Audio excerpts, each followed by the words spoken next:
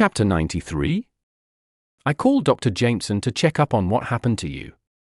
He said that your acetylcholine levels were dangerously low, and that this caused your weakness. He injected some into your shoulder. How are you feeling? She asked, with her son sitting silently in the room's corner as if afraid to speak.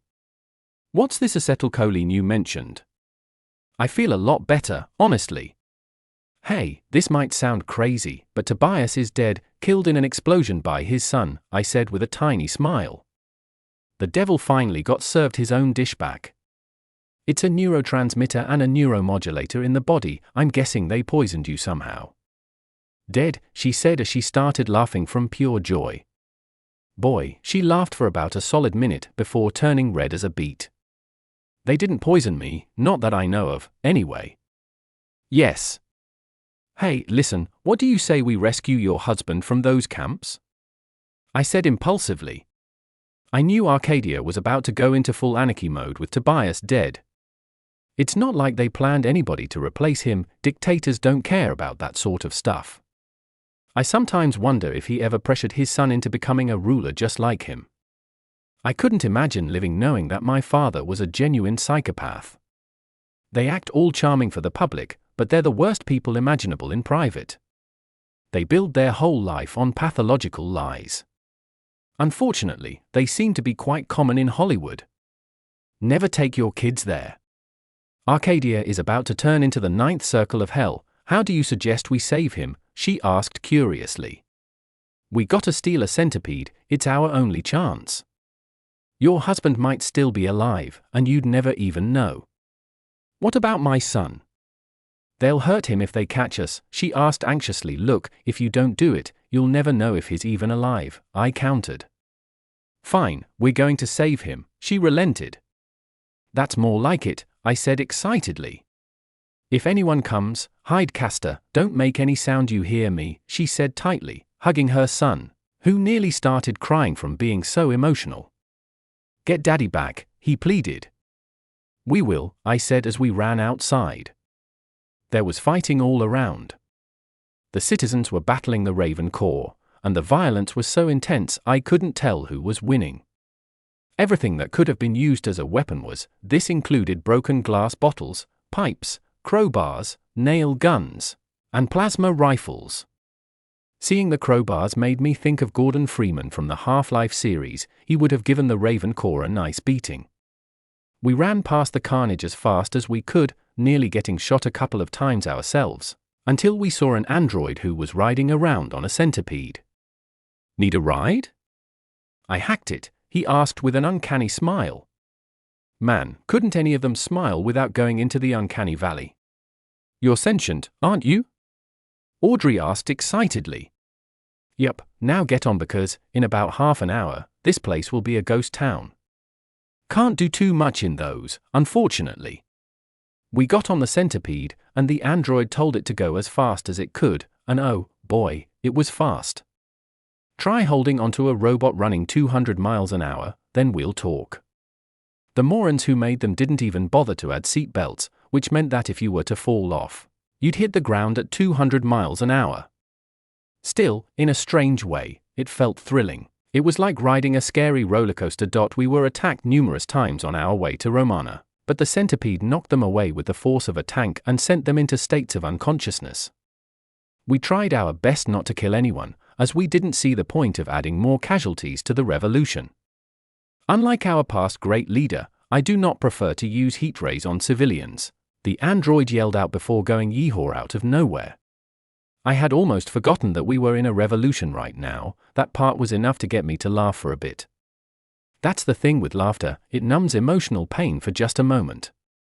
Eventually, I heard Audrey scream and saw a throwing knife stuck several inches deep in her leg that a soldier threw at us. Whoever threw that knife had insane reflexes, considering how fast we were going. Some people in Arcadia were honestly closer to machines than humans. Pull it out, she yelled in my direction.